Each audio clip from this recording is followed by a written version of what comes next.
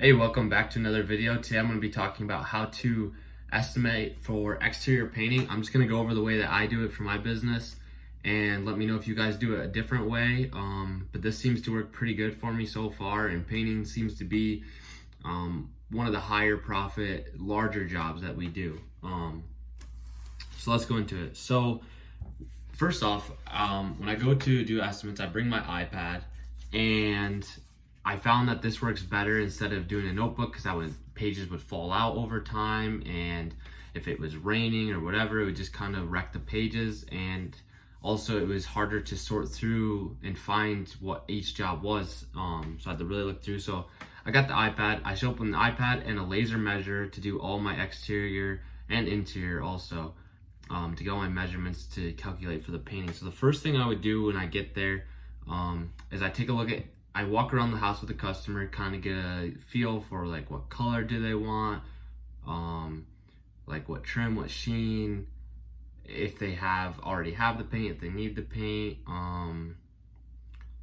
basically go over like what needs to be replaced right off the bat, like what I can see, like wood wise or whatever, and just kind of basically just get an overall feel for what they're looking for, and to kind of just set expectations right there for what's going to happen if we come in and do it for them. So what I would do after I do the initial walkthrough, I'll be like, okay, I'm just going to go back through, get my measurements, I'll be on my way, I'll get you the estimate in a couple days. At which point I would go back and type it up. But say I'm at the house right now, right? Just talked to the customer, got all of our information. Now it's just a visual inspection, everything that I need for my sake to do the estimate. So I like to literally trace out what the house looks like, right? So let's say this is just all roof right here, and all the blue is like the actual house. So maybe it's like something crazy like that, right? Like let's say this is a garage right here, and there's the garage door. So something like that, right? Let's say this is the front of house. Okay, so there's the front. So let's say the front of the house was, I like to break into sections, so let's do the left section here first. Let's say this was like 20 feet, and let's say it was like 10 feet tall, just for sake of math at the moment. So then I also kind of take into consideration, okay, we got a front door, and we got a window here and a window here. Let's just say and maybe let's go 2 down here. So something like that is what we're looking at. And I would be like, okay, on my thing, I'd take a look at it, and I'd see how much scraping does it need, okay, like low, mid, high, and that's gonna mean something differently to you as it does to me. So you're gonna have to make up that own scale in your own head. This isn't a very good method if you're like collecting information and having someone else type it up or something. This is just like solo, like you do the estimate, you're all that stuff. Like this is all, you gotta do it yourself, or else it's not gonna make sense probably to someone else, unless you have set guidelines. But anyways, so that would give you 200 square feet there. And let's say this is just 10 by, I know the 10 by 5, like whatever, we just need something. So 50. So I always assume that there is no windows and no doors, and I calculate that square footage just because then my paint, I'll have enough paint, and it's usually like I'll have like a gallon extra, which is like a safe number. People usually like to have a little bit extra for touch-ups. So this would be, this is for a 1 coat, right? 200 square feet, so you need to double it. So you got 400 plus 100. So that would give you 500 square feet. So I'll let you take a look at this for a second. I'm gonna clear this out. Or actually, I'm gonna erase a bunch of this. So we got 500 square feet, right? And that's how much total square footage for a 2 coat on the side of the house. So if we go ahead and do 500 gallon of paint, I like to estimate at 350. Again, to give a little bit of room. So you got 500 divided by 350, 1.4 gallons. So you would need 2 gallons to do to do this side of the house. So that's kind of how I estimate that. That's how I get my material, right? How much paint I need. So I do that for everything. And then the trim I usually just kind of eyeball it. Like usually to paint a house, you only need like 2-3 gallons of trim paint, depending.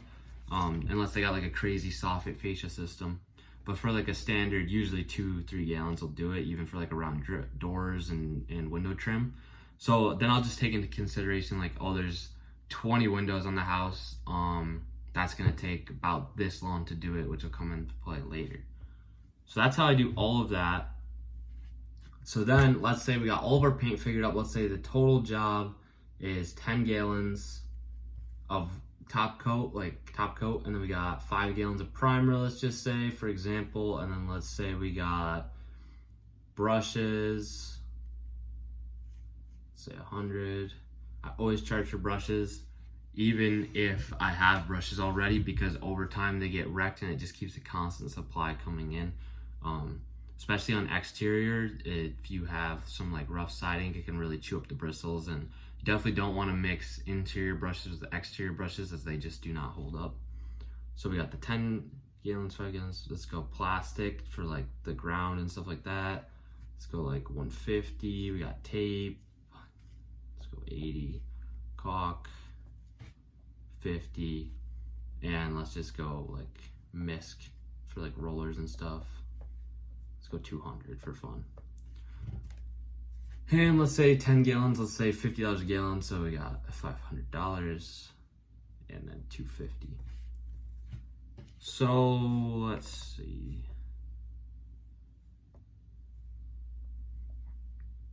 So for this example, we'd have 500, 250, 100, 150,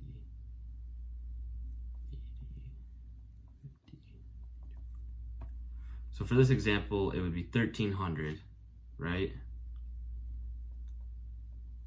So 1,300 is your total materials, and so at this point we got 1,300 materials. So now that you have your materials figured out, oh my goodness, this thing is not right there. That says materials. I'm supposed to. 1,300 materials, right? Now you need your labor. So I say, how many days is this going to take me to do? Well, actually, let's back up. I always add 15% extra to my materials as a just in case. So that would be 5.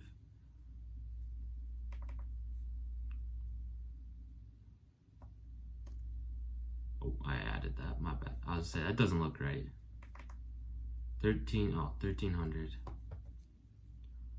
plus, times, there we go. So it'd be an extra $195 added onto that price. So we got $14.95. Okay, we got $14.95 materials now, right? So let's just restart that. $14.95 materials. Okay, so now we know what we're gonna be into it for materials. There could have been more than that, whatever, but this is just for the sake of example here. Got your materials, now I need to figure out labor. So I like to decide how many days is this gonna take me to complete, and then I like to add a day to it generally. So the way I do this is I have a rate for my company business. How much do we need to make per day on this job to cover everything, expenses, everything, keep us going? So I like to shoot for about $1,000 a day. I like to make on like painting. So $1,000 a day, right? And this is going to pay $1,000 a day. This is going to pay you overhead, employees, if you have them, and profit. So that's what that rate covers every day. So yeah, like you can make $1,000 a day, sounds cool, but obviously that doesn't all go into your pocket sometimes, usually not. So we got $1,000 a day. So let's say this job will take us 10 days. So 10 times 1,000 is 10,000. Plus materials is $14.95. So I would estimate this job out at 11 $495 job total. So this is how I figure up all my house painting, like exterior work. Kind of generally do the same thing for decks, but a little different. So as you can see, like painting houses, you can make a lot of money pretty fast. Normally they take a lot longer than you would expect, so always kind of account for that. But as far as like, it's tough too because you can't really work hourly painting houses. You can, but you're not going to get a very high hourly rate because it just sounds like to a homeowner, they're going to look at their house and they're going to be like, this would take me 2 months to paint, and they're going to be like, oh, you're charging $100 an hour, and they're going to try to figure up like 40 hours a week times 2 months. Like they're going to be like, no way I can afford that, right? It's because that's going to be a ton of money. So in their mind, they're kind of just like, they don't get it. At least from what I've found, and maybe I'm doing something different where it's causing that, but where if you have a set price, I always add a clause in the estimate too, that the final price could be different depending upon actual materials used, and labor could be different if any unforeseen circumstances, at which point, if something comes up, always go to the homeowner or whoever you're working for and say, hey, we found this, we're gonna have to charge extra for this, we're gonna need to do this to make it right. Do you want to proceed with this? They're always gonna say yes in most cases, but then it's talked about before, and it's not a surprise when they get the invoice at the end, and then you have a big problem. Another thing I do for my estimates is I require 25%, let's write this down. I require upfront, I'm so bad at spelling on this thing. Up front, I take materials. So for painting examples specifically, I go, first day, I want a check for materials to go get paint. I just want a check for the paint on these big jobs, because usually if it's a super big job, depending on the paint, I give 3 tiers of paint. I give a low, medium, and high grade paint from Sherwin-Williams. So this would be Super Paint, Duration, or Emerald Rain Refresh. I then get their order, I get their samples that they like, they pick out a color, they get their color, I go to the paint store, I place my order, at which point when I go and do that, we sign a contract, and when I'm doing the samples, sign the contract, I get a check for just the materials up front, the paint. So then I get the paint, and this is paint materials, get the check up front. Then on first day, what am I doing? First day, I get rest of materials plus I get 50% of the labor. And then to cap it off at the end, and rest is due upon completion.